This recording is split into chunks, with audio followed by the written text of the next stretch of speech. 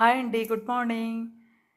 మనము జనరల్‌గా శారీస్ అండి. జనరల్‌గా షాప్స్‌లో కొన్నప్పుడు విత్ బ్లౌజ్ శారీస్ గానీ, మామూలు శారీస్ అయినా కూడా మనకు ఫోల్డింగ్‌లో చాలా పెద్దవిగానే ఉన్నట్టుంటాయండి కొన్ని. తర్వాత మనం అది వాడుతూ ఉన్నప్పుడు ఏమవుతుందంటే, కట్టుకుంటున్నప్పుడు చాలా కుర్చీలు రెండో, మూడో రావటము, పళ్ళు పెద్దది తీసుకోవాలన్నప్పుడు అది మనకసలు చాలదది. జనరల్‌గా అండి విత్ బ్లౌజ్ శారీ అయినా, మామూలు శారీ అయినా కూడా ఈ ఫోల్డింగ్‌ని బట్టి తెలుస్తుందండి మనకు.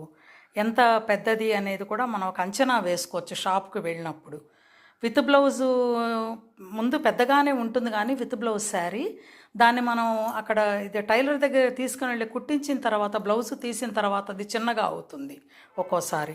అలాంటప్పుడు మనము విత్ బ్లౌజుదైనా కూడా టైలర్ దగ్గర వెళ్ళిన తర్వాత ఆ శారీని మనం ఫోల్డింగ్ చేసుకొని చూసుకుంటే మనకు చాలా నీట్‌గా తెలుస్తుందండి. పెద్ద ఫోల్డింగ్ ఉండాలండి విత్ బ్లౌజు కాకపోయినా కూడా.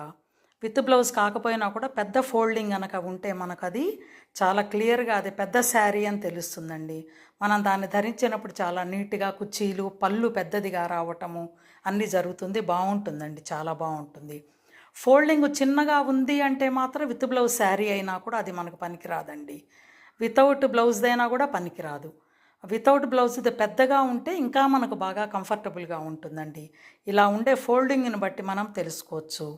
మనము ఇలా పెద్ద సైజుగా ఉండాలి. ఫోల్డ్ చేసినప్పుడు చాలా నీట్‌గా పెద్దగా ఉంటే అది మనకు ఆటోమేటిక్‌గా తెలుస్తుందండి. Thank you.